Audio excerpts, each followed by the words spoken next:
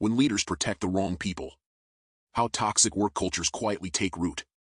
The hidden cost. Most toxic work cultures aren't created by bad leaders. They're created by good leaders who unknowingly protect the wrong people for too long. It happens slowly. A manipulative personality slides under the radar. They sound logical, look busy, and position themselves as essential. They often appear to be team players, or even heroes. But behind the scenes, they're creating chaos, isolating others, and draining the energy of those who truly get things done. And if a leader isn't paying attention, they'll fall into the trap of mistaking performance theater for actual value, and let toxicity thrive in their blind spot. Toxic people don't always underperform. Many of them overperform in appearances. They volunteer for everything. Insert themselves into every major initiative. Insist on being the only one who can handle something. Shut others out under the guise of protecting the project. On the surface, they look irreplaceable. When things go well, they take full credit. When things go sideways, they blame external factors, bad timing, unresponsive teammates, flawed systems, even the leader themselves.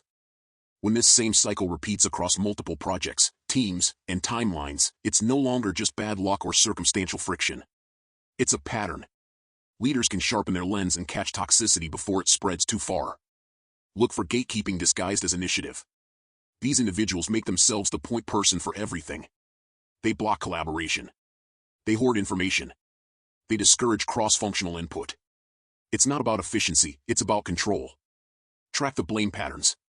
If every post-mortem has the same theme, I did everything I could, but no one else stepped up, you're dealing with a manipulator. Leaders can push back with questions. Ask, what part of this outcome do you own? What would you do differently next time? Watch closely. A healthy team member will reflect. A toxic one will deflect, become defensive, or erupt. They might even accuse you of turning on them. That's their tell.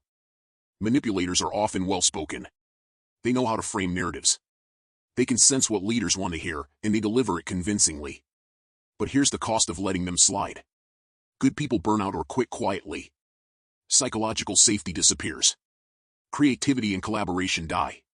And the real performers, the ones who never ask for credit, become casualties of a culture that rewards politics over progress.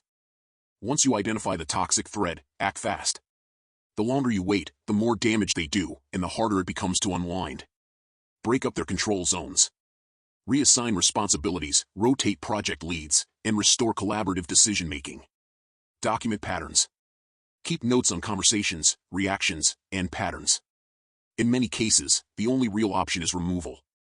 If you keep them around because they get things done, you're trading short-term progress for long-term erosion.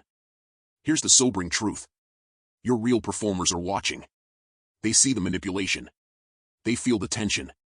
And they're silently asking themselves, does my leader see it too?